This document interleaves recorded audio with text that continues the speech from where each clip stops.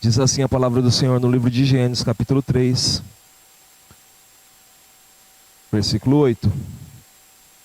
Ouvindo o homem e sua mulher os passos do Senhor Deus, que andava pelo jardim, quando soprava a brisa do dia, esconderam-se da presença do Senhor Deus entre as árvores do jardim. Versículo 9. Mas o Senhor Deus chamou o homem, perguntando: onde está você?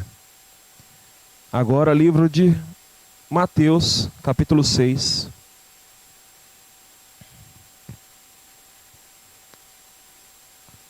Versículo 9. Vocês orem assim: Pai nosso que estás no céu, santificado seja o teu nome. Venha o teu reino, seja feita a tua vontade, assim na terra como no céu. Dá-nos hoje o nosso pão de cada dia. Perdoa as nossas dívidas, assim como perdoamos aos nossos devedores. E não nos deixe cair em tentação, mas livra-nos do mal, porque teu é o reino, o poder e a glória para sempre. Amém. Vamos orar ao Senhor. Pai Todo-Poderoso, Jesus, Filho de Deus, Espírito Santo do Senhor, pedimos, ó Pai querido, a tua presença agora. Pedimos a presença do Senhor, porque a palavra é sua e nós somos os teus filhos e queremos ouvir a tua voz. Deus, eu te agradeço, porque o Senhor está neste lugar, porque nós, os teus filhos, estamos aqui para ouvir a tua voz e sermos direcionados por ti. Aleluia. Glórias ao teu nome, Senhor. Fala conosco no nome do teu Filho amado Jesus. Espírito Santo do Senhor, o Senhor nos fará lembrar de tudo aquilo que o Senhor Jesus disse. Em teu nome santo é que eu oro e agradeço. Amém e amém. Glória a Deus. Bom, irmãos, os que aqui estão e os que estão em casa, primeiro texto de Gênesis é o texto que talvez muitas pessoas já utilizaram para se defender dos nossos erros, né? Porque muitas pessoas talvez já usaram assim: se não fosse Adão e Eva, nós não estaríamos vivendo o que vivemos hoje. Se Adão e Eva não tivessem pecado lá no jardim, hoje nós não estaríamos vivendo isso. Uma vez no meu serviço, eu estava ali no horário de trabalho e fui levar um documento na portaria. Estava ali lógico, o porteiro e tinha mais umas pessoas ali. E daí tinha uma discussão, e no meio da discussão falaram assim, levantaram assim, ó: se não fosse a mulher ter comido do fruto, se não fosse Adão ter comido do fruto, a gente não estava vivendo isso. E falaram: não é mesmo, Cristiano? Né? E me colocaram na fogueira sobre o pecado, né, no mundo.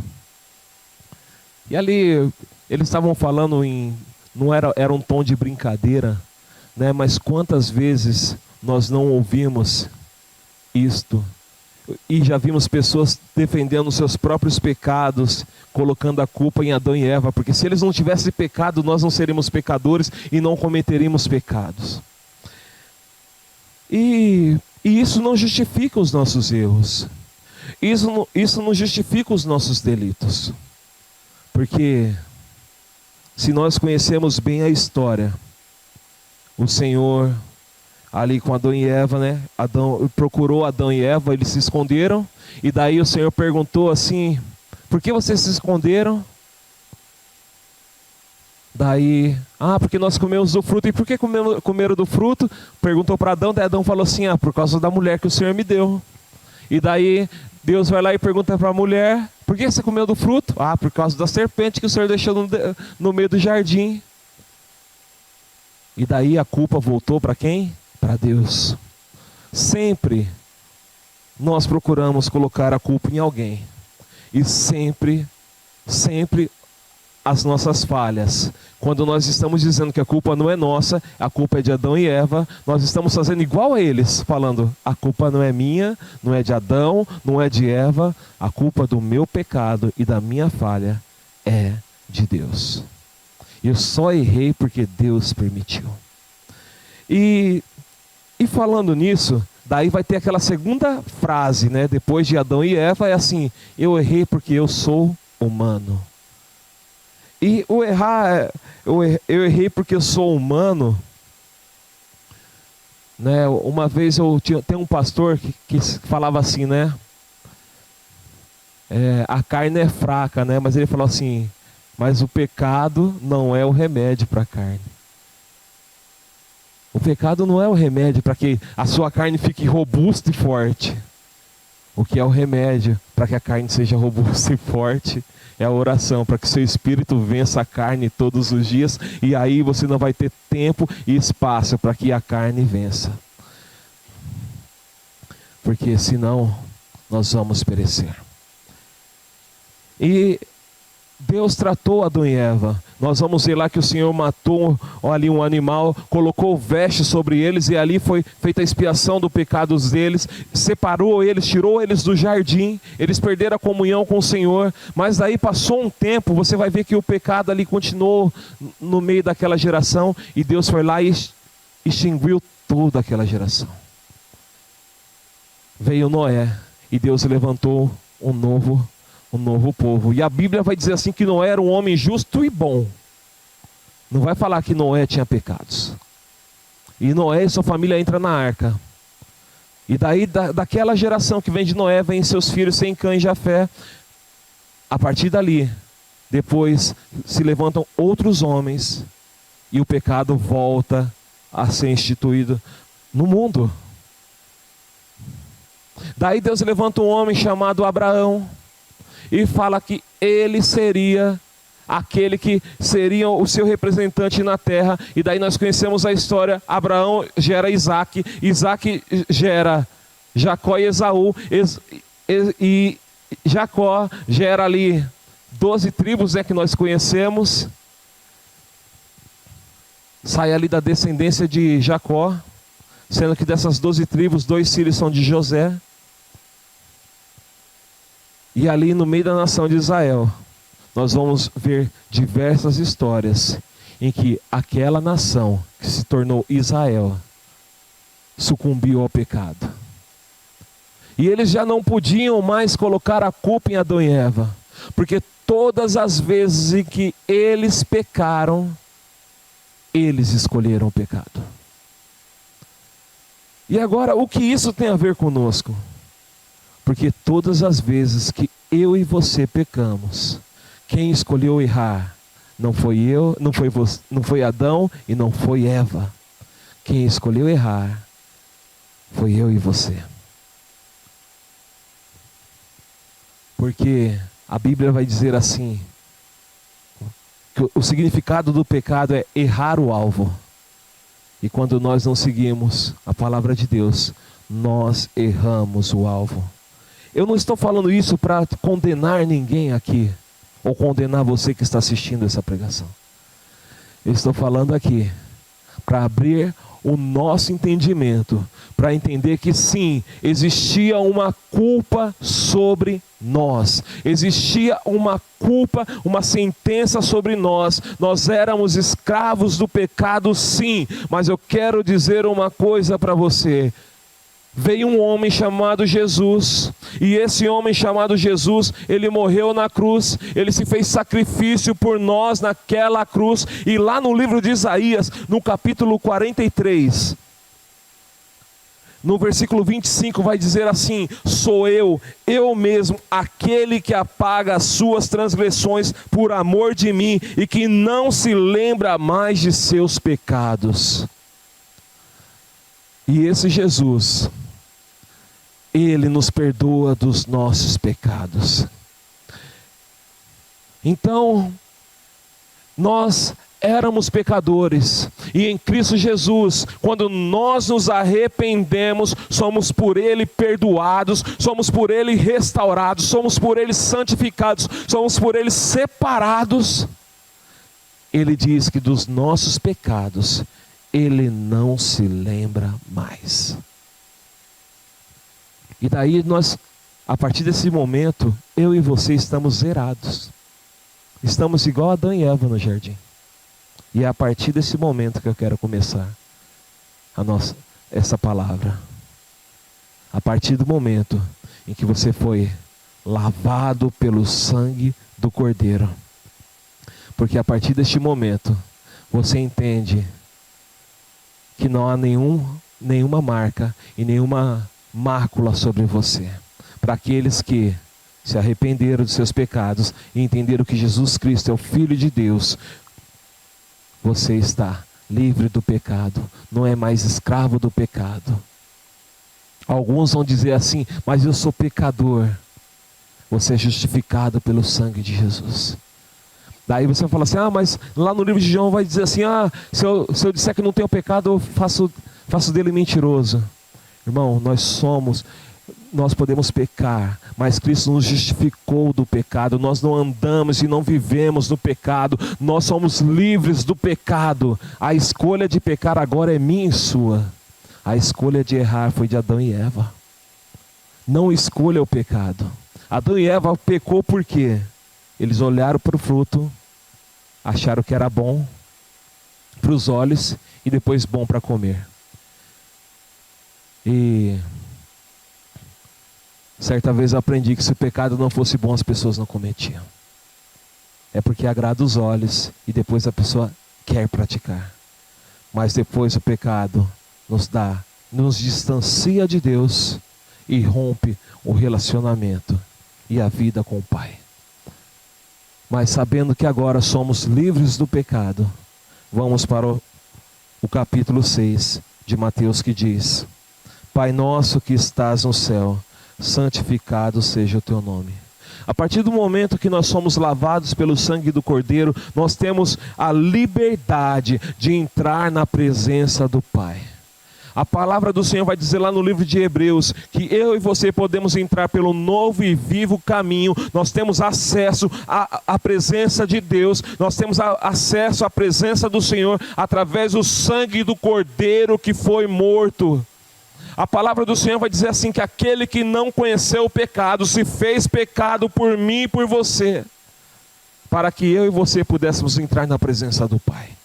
E esse Pai diz aqui: Pai nosso que estás no céu, santificado seja o teu nome. Como eu e você entramos na presença de Deus? Nós entramos com reverência e adoração. Nós entramos diante de um Deus, dizendo quem Ele é, dizendo que Ele é o Senhor, que Ele é o Rei da Glória, que Ele é digno de todo louvor e que Ele está separado de tudo que esse mundo tem para oferecer. E nós não entramos lá com o coração amargurado. Nós não entramos lá com o coração distanciado. Nós entramos lá com o coração cheio de alegria. Nós entramos lá com o coração livre para adorar ao Senhor. Eu resolvo as minhas amarguras antes. Quebranto o meu coração. Mas eu chego diante da presença do Senhor com alegria, com adoração, com reverência, adorando quem Ele é. Porque Ele é digno de louvor. Porque Ele é digno de adoração. E quando nós nos achegarmos ali diante desse Deus, nós vamos reconhecer a Sua presença e vamos ser cheios da Sua presença. E essa presença vai preencher os nossos corações de tal forma que não vai ter espaço para que os nossos corações sejam corrompidos novamente pelo pecado. O problema do coração de Adão e Eva é que eles, em algum momento, eles só ficavam esperando que o Senhor voltasse no final da tarde para conversar com eles.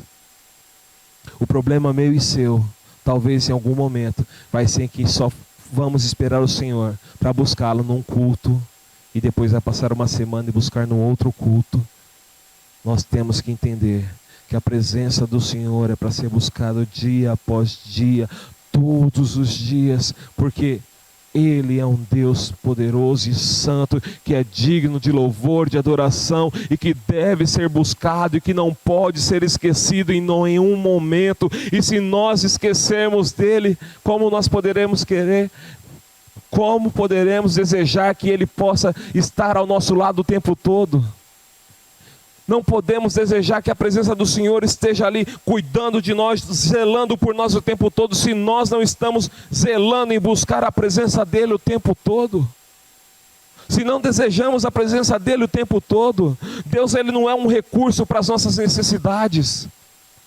Deus não é um recurso para as nossas necessidades. Deus é o Senhor das nossas vidas. E se Ele é o Senhor, nós temos que dar o melhor para Ele. E eu tenho que aprender a fazer isso dia após dia. Eu tenho me cobrado sobre isso. Qual é o melhor que eu posso dar para Deus?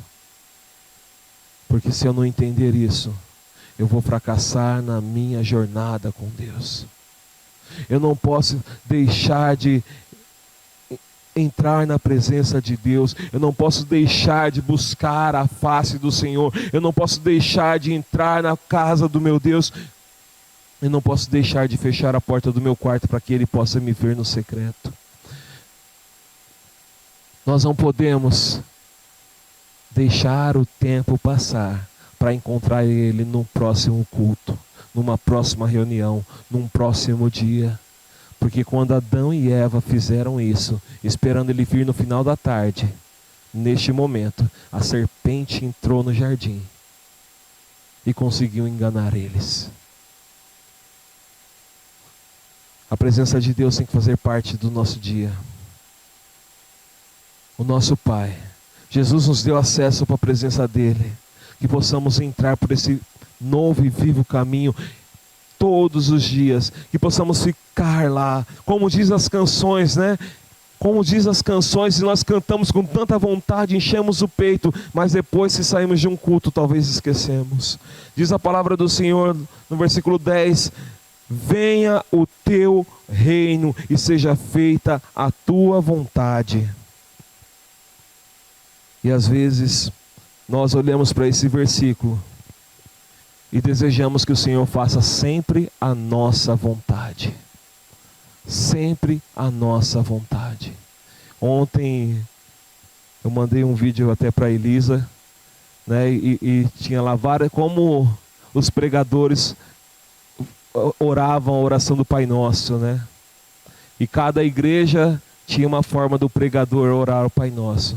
E a última igreja, ele falava, né? Que o Senhor venha no meu reino, que o Senhor faça a minha vontade. E quantas pessoas estão orando para Deus e desejando que o Senhor faça a vontade dela? E quantas pessoas colocam diante de Deus os seus planos, mas não falam assim: Senhor, que seja feito os teus planos na minha vida. Quantas pessoas colocam os seus objetivos diante de Deus e não falam assim: Senhor, e quais são os teus objetivos para a minha vida? Qual é o plano que o Senhor tem para mudar a minha história e para forjar a minha história? O que o Senhor tem para mim, para que eu possa mudar a minha geração, para que eu possa mudar a história dos meus vizinhos, para que eu possa mudar a história da minha família? Às vezes nos preocupamos tanto com o que nós vamos ser no futuro e desejamos tanto que Deus faça algumas coisas para nós, que esquecemos que Deus deseja fazer algo a partir de hoje em nossas vidas segundo a vontade dEle. Nós podemos olhar isso através de dois reis, Saul e Davi. A vontade de Saul era governar, reinar sobre Israel de tal forma que todos o reconhecessem como o rei de Israel e como o Senhor sobre aquela nação, de tal forma que tudo que ele fizesse, ele queria que as pessoas falassem: ali está o rei Saul, ele faz tudo e vence todas as batalhas. Vamos dizer: salve o rei.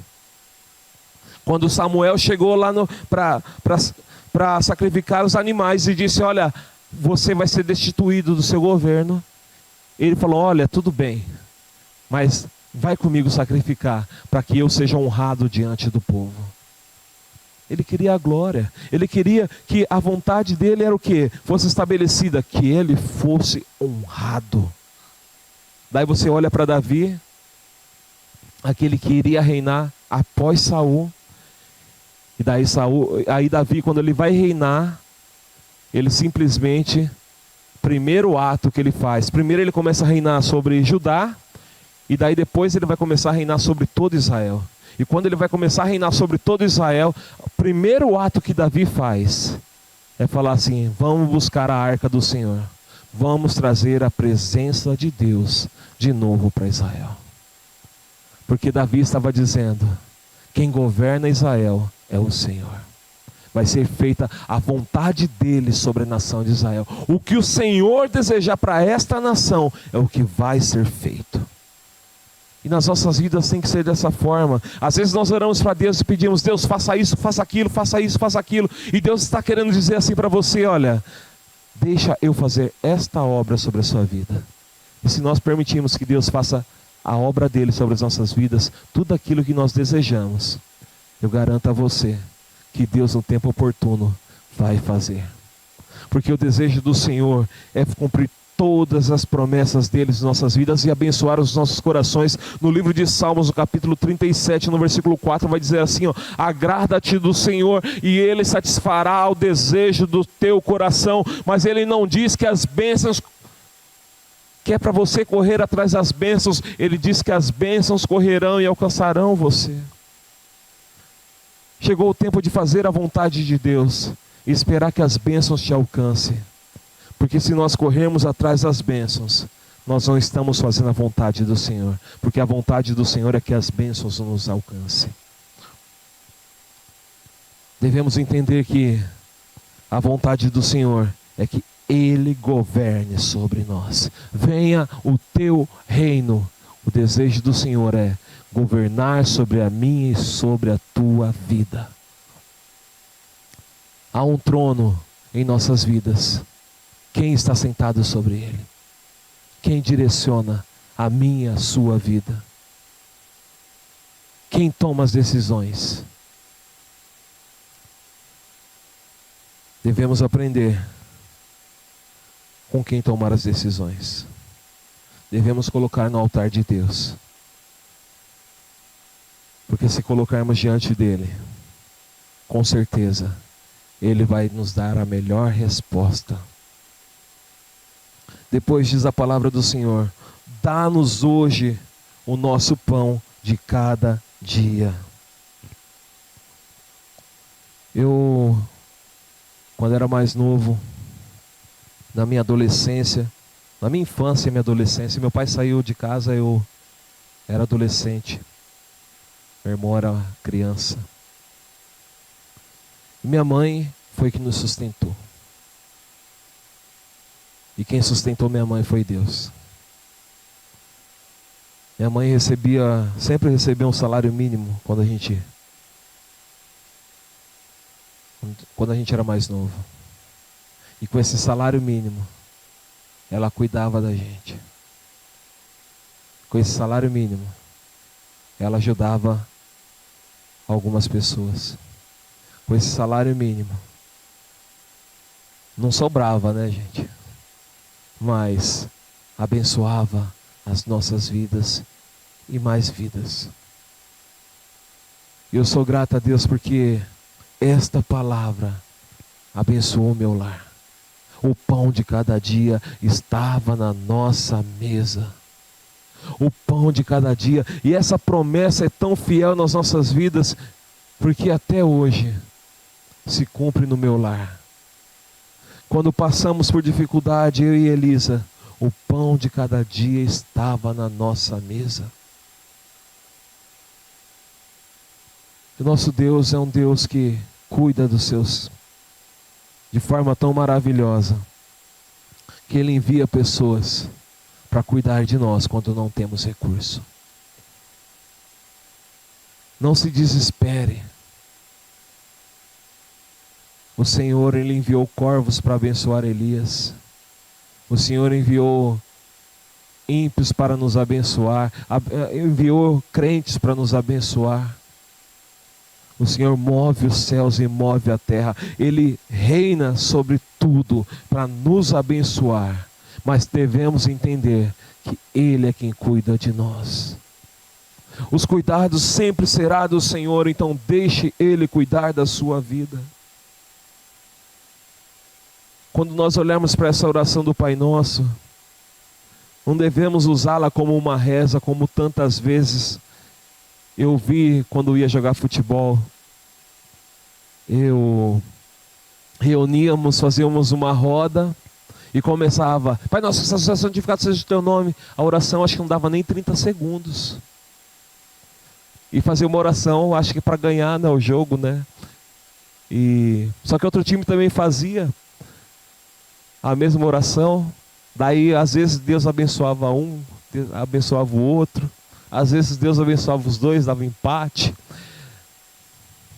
É claro, eu estou falando isso, mas a oração com certeza não era válida, porque não tinha nenhum coração voltado para a verdade da palavra de Deus, não tinha nenhuma reverência, né? Era só feito de forma banalizada. Vamos rezar, e fazia. Antes do jogo você via o pessoal usando drogas, antes do jogo bebiam, antes do jogo faziam qualquer tipo de maledicência. Durante o jogo falavam palavrão, mas 3 minutos antes de apitar, todo mundo colocava uma auréola na cabeça e rezava o Pai Nosso, para serem abençoados. E daí no meio da partida um xingava o outro, no meio da partida saía uma briga, entrava todo mundo no meio do campo, saía brigando, saía correndo com um pedaço de pau. Banalizavam aquilo que Jesus nos ensinou. E quantas pessoas banalizam essa oração e não entendem que cada um desses versículos é um cuidado de Deus e uma forma que Deus tem de nos aproximar da presença dEle, uma forma que Ele tem de dizer: olha, Deus é o nosso Pai e vocês são filhos dEle. Se achegue à presença dEle, tenha o privilégio de se achegar à presença do Pai, porque Ele está de braços abertos para cuidar de você. Tenha o privilégio de entrar na presença do Pai, porque Ele é um rei todo poderoso, e você é um príncipe que pode entrar na presença dEle, e Ele governa sobre a sua vida, e Ele cuida tanto de ti, Ele cuida tanto de ti, que Ele te abençoa e torna você farto, porque Ele te dá pão todos os dias. E esse pão não é somente o alimento que nós comemos, mas é o pão vivo que desceu dos céus, que é o próprio Jesus, é a palavra do Senhor, a palavra viva. E quantas pessoas ouvem essa palavra e a desprezam, e você tem a oportunidade de comer do pão da vida e se alimentar e sair cheio e dizendo que só o Senhor reina, que só o Senhor reina, e você pode dizer que a vontade dEle é feita sobre a sua vida, assim na terra como é feita nos céus. Esse é um privilégio que nós temos, e o mundo perde isso, e nós devemos entender e não banalizar o que o Senhor tem para nós. E no versículo 12 vai dizer assim: perdoa as nossas dívidas, assim como perdoamos aos nossos devedores. Essa palavra, né, eu ministrei ao Senhor na quinta-feira passada, e também hoje está uma tônica um pouco diferente, parecido, mas diferente. E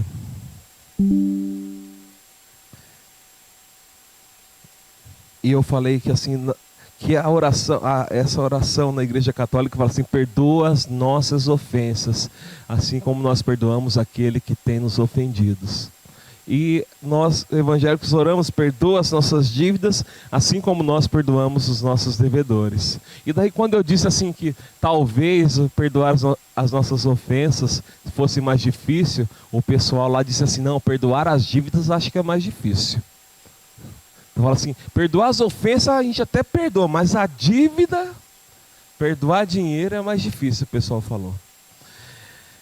E a verdade é que Jesus vai dizer assim, que se nós não perdoarmos o nosso irmão que nos ofendeu, ou aquele que pegou o nosso dinheiro e não devolveu, ou aquele que levou qualquer coisa nossa e não devolveu, se eu e você não perdoarmos ele, nós não vamos conseguir ser perdoados por ele. Se nós não amarmos o nosso próximo, como é que nós vamos dizer que amamos o Senhor, nosso Deus, que ninguém vê? Como é que nós vamos conseguir? Como é que nós vamos conseguir receber isso de Deus, se não conseguimos fazer? E daí você vai falar assim, isso está escrito muito longe? Não, vai estar escrito no versículo 14. Pois se perdoar as ofensas um dos outros, o Pai Celestial também lhes perdoará. Mas se não perdoarem uns aos outros, o Pai Celestial não lhes perdoará as ofensas. E muitas pessoas estão dentro da igreja e dizem, eu não consigo perdoar. E vem para a igreja, e vem para o culto, e vai embora do culto e fala, nossa, o culto foi uma bênção. Nossa, glória a Deus. Nossa, que louvor lindo. Nossa, que maravilha. E fala assim, vai e conversa com o teu irmão, e conversa com o teu irmão, e conversa com o teu irmão. Fala assim, irmão, vou ver você no céu. E daí não perdoa um parente, não perdoa um pai, não perdoa um primo, não perdoa um amigo antigo, não perdoa um tio. E daí vai chegar um dia, bater na porta, daí vai querer entrar e vai ouvir, apartai de mim, maldito, porque eu não vos conheço. Porque simplesmente não liberou perdão. Porque simplesmente não liberou perdão. E quantos corações magoados tem hoje dentro da igreja, e quantas pessoas estão dentro da igreja e falam assim, hoje estou passando por depressão, simplesmente porque não liberou o perdão. Eles têm um coração magoado, e essa mágoa virou uma ferida tão grande, que se trancou dentro de um quarto, e não consegue sair, porque não liberou perdão, não pediu perdão, e fala, é imperdoável o que eu fiz, e diz que não tem cura. Jesus, Ele deseja transformar o coração. Jesus, Ele nos ensinou como é perdoar, porque Ele olhou para a minha culpa e para a sua culpa. Nós não merecíamos perdão de jeito algum, porque Ele vai dizer assim, aquele que não conheceu o pecado se fez pecado em nosso lugar. Ele vai dizer assim no livro de Romanos, no capítulo 5, no versículo 8, olha, talvez alguém morra por uma pessoa boa, mas Deus prova o seu amor para conosco, pelo simples fato de Cristo Jesus ter morrido no meu e no seu lugar, sendo eu e você ainda pecadores. Jesus, Ele tem cicatrizes na sua mão, no seu lado, nos seus pés, que não vão ser fechadas, por amor de mim e de você. E todas as vezes que você se lembrar dessa cicatriz, você vai se lembrar, é o quanto Ele me amou, e o quanto Ele me perdoou. E você vai se lembrar disso e vai falar, o quanto eu devo amar, o quanto eu devo perdoar. Porque aquele amor se entregou por mim, e eu não consigo perdoar. Devemos entender que não importa quem começou a discussão, não importa quem começou a briga, não importa quem ofendeu quem, não importa quem pegou dinheiro emprestado. Importa que você entendeu que Cristo te amou de tal forma, que entregou a sua vida por você, e que você deve perdoar da mesma maneira que você não merecia aquele que te ofendeu, e que você deve amar e chegar lá e falar, eu te perdoo, ou dizer, me perdoa. Porque nós temos que ter coragem de sermos transformados por completo. O perdão, o arrependimento, o pedir perdão, ele vai gerar as mesmas marcas que geraram em Cristo. Vão gerar cicatrizes. Você sempre vai se lembrar daquele dia, mas as cicatrizes de Cristo, você vai lembrar delas e vai falar o quanto Ele te amou, o quanto Ele te perdoou, o quanto gerou vida em você. E aquilo lá, quando você lembrar daquele dia que você perdoou, você vai falar o quanto eu fui livre das amarguras, o quanto eu fui livre e liberei amor, e gerei vida, e transformei a minha vida e a vida de quem me ofendeu.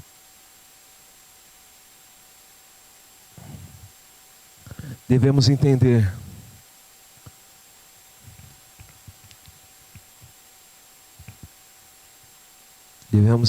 que Cristo nos amou tanto, e Ele deseja que nós possamos amar da mesma maneira que Ele amou. Porque de dia após dia, eu e você somos transformados semelhantes a Ele. Porque é dessa forma que nós somos salvos dia após dia, nos tornando semelhantes a Jesus. E daí no versículo 13 vai dizer assim, ó: e não nos deixe cair em tentação, mas livra-nos do mal, porque teu é o reino, o poder e a glória para sempre. No Salmo capítulo 23, vai dizer assim: ainda que eu ande pelo vale da sombra da morte, não temerei mal nenhum, porque a tua vara e teu cajado está comigo. Irmãos, o Senhor é o Deus que diz em sua palavra que Ele é o caminho, a verdade e a vida. Ninguém vai ao Pai a não ser por Ele. No livro de Salmos, no capítulo 119, no versículo 11, vai dizer assim: por isso escondi a tua palavra no meu coração, para não pecar contra ti. O Senhor sempre vai dizer assim, ó, que o temor, como que é? Livro de Salmos vai dizer assim, ó: a aliança do Senhor é para aqueles que o temem, ao qual Ele lhes dará a conhecer a sua aliança. Como que é? Falei errado aqui.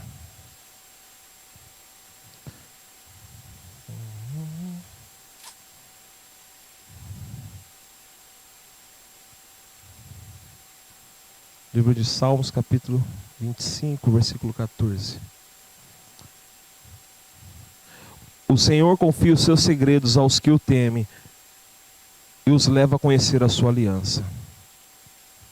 E esse versículo que nós acabamos de ler no livro de Mateus vai dizer: e não nos deixe cair em tentação. Existe apenas uma forma de não cair em tentação: tendo o Senhor como lâmpada para os nossos pés e luz para os nossos caminhos, guardando a sua palavra em nosso coração, conhecendo o Senhor, temendo ao Senhor, porque Ele diz que Ele nos fará conhecer a sua aliança. Nós devemos ter um relacionamento com o Senhor, porque no livro de Salmos, no capítulo 23, ele vai dizer assim, né? Que ainda que eu ande pelo vale da sombra da morte, não temerei mal nenhum, porque a tua vara e o teu cajado me consolam. E daí a vara e o cajado para nos consolar. Vai dizer que o cajado, ele nos aproxima do pastor, ele nos puxa pelo pescoço, quando nós estamos próximos de cair no buraco, ou já estamos presos ali no vão, ele nos puxa pelo pescoço. E a vara, ele nos corrige. Lá no livro de Hebreus vai dizer assim, né? Que o pai, ele corrige o seu filho porque ama. E às vezes nós vamos precisar de correção. E essa correção vai dizer assim que no início, de forma momentânea, vai trazer dor, mas depois vai nos ensinar, vai trazer alegria, vai trazer ânimo, porque vai nos endireitar e levar para o caminho do Senhor. E depois eu e você vamos olhar e falar assim: foi para o meu bem. O Senhor tem um caminho para mim e para você. Nós devemos entender que o nosso Pai nos ama tanto, que Ele deseja que eu e você entremos na presença dEle. E ao entrar na presença dEle, devemos deixar Ele governar as nossas vidas. E quando Ele governa as nossas vidas, deixar que toda a presença dEle, a glória dEle, o seu reino seja liberado sobre nós, e possamos viver dos benefícios, do cuidado dEle, das bênçãos dEle sobre as nossas vidas. E depois de viver tudo isso, devemos liberar tudo aquilo que Ele libera sobre nós, sobre a vida dos nossos irmãos, e receber mais dEle, e vivermos mais dEle, e buscar mais dEle.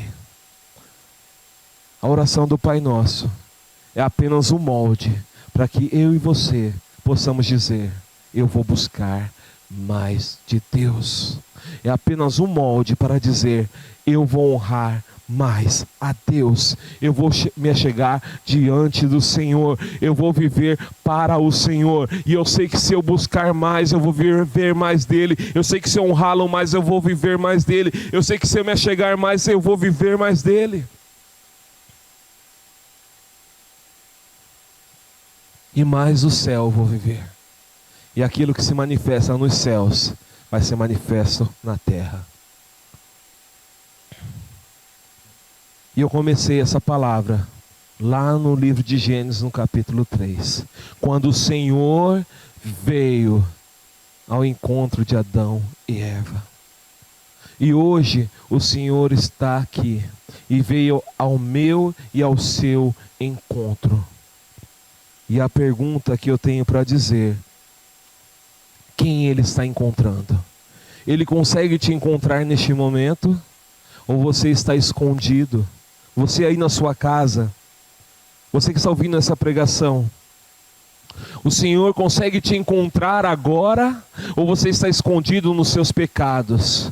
O Senhor consegue te encontrar agora? Ou você está escondido dizendo: olha, Senhor, eu preciso me consertar.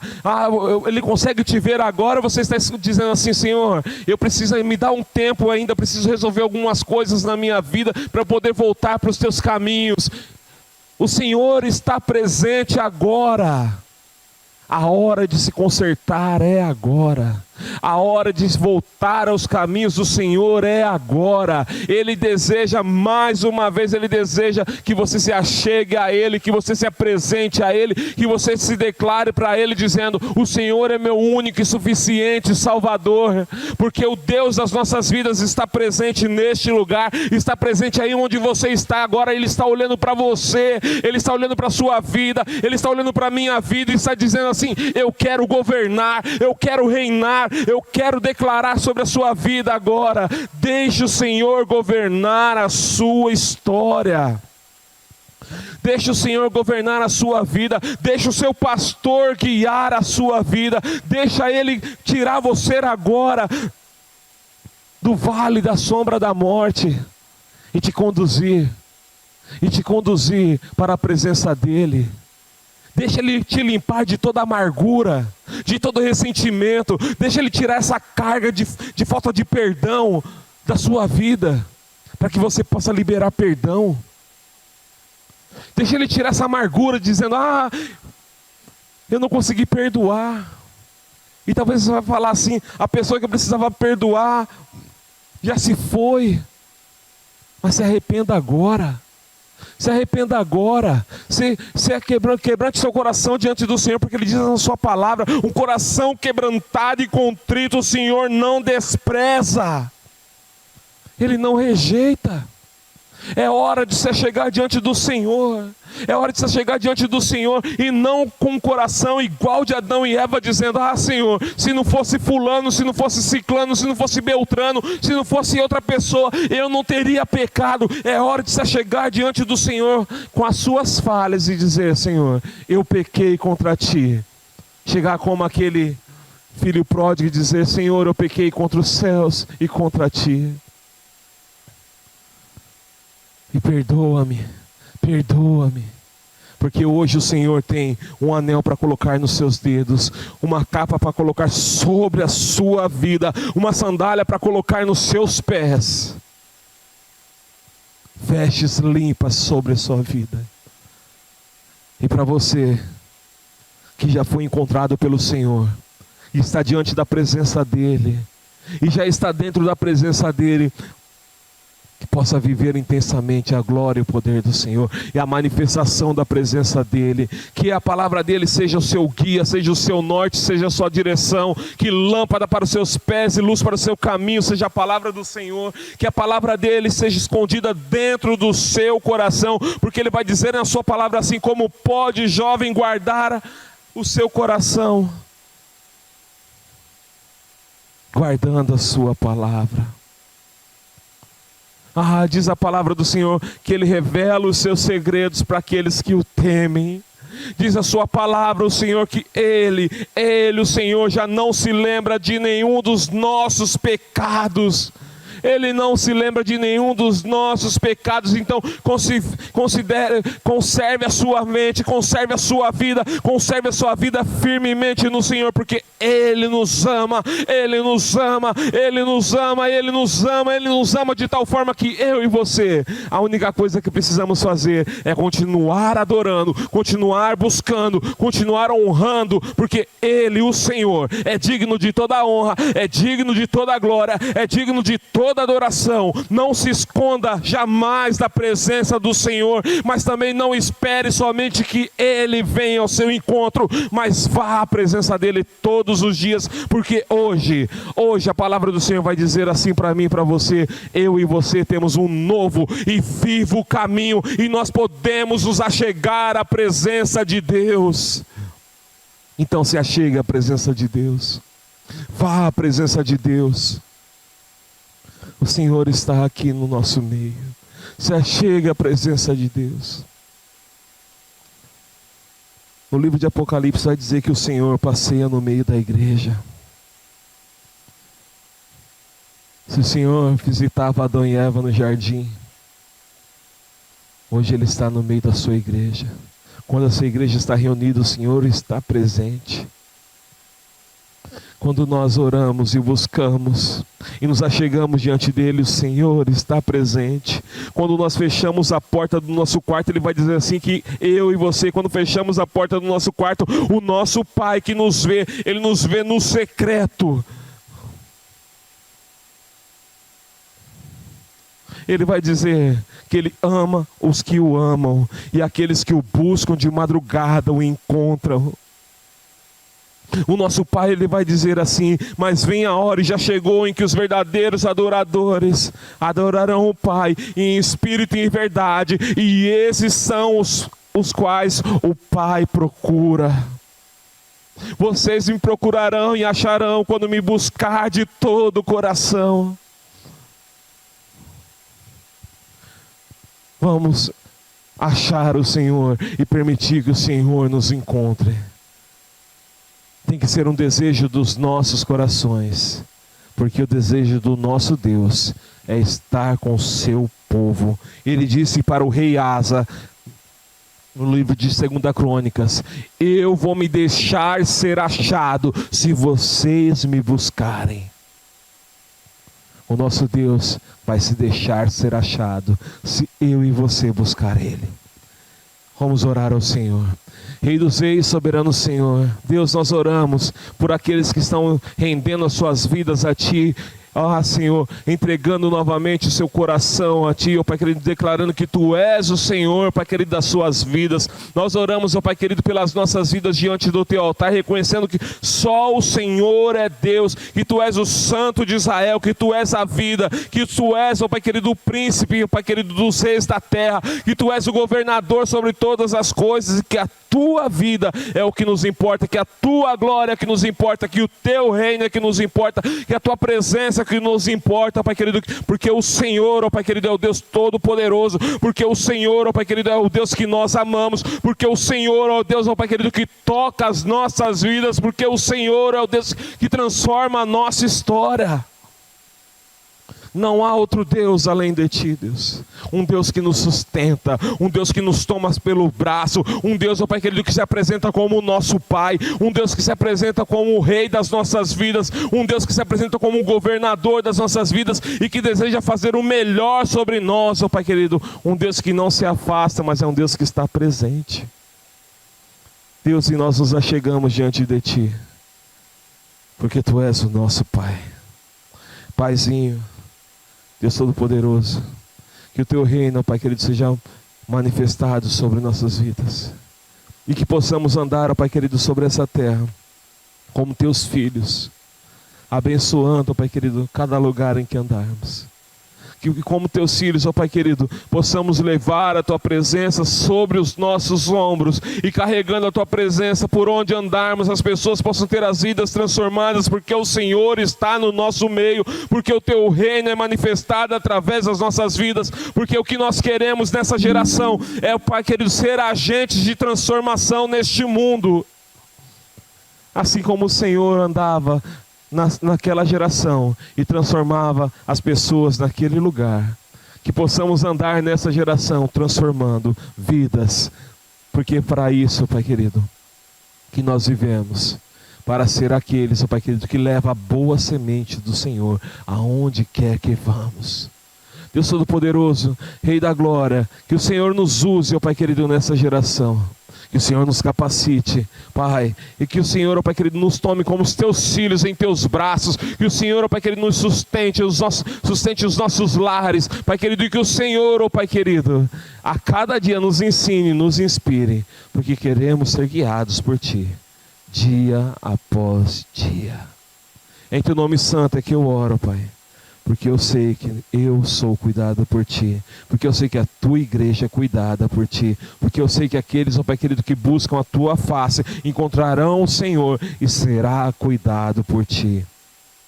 Que seja, ó Pai querido, um dia de Te encontrar, um dia de voltar à Tua presença e um dia de permanecer em Ti, porque com as nossas vidas firmadas na Tua presença, nada poderá nos derrotar.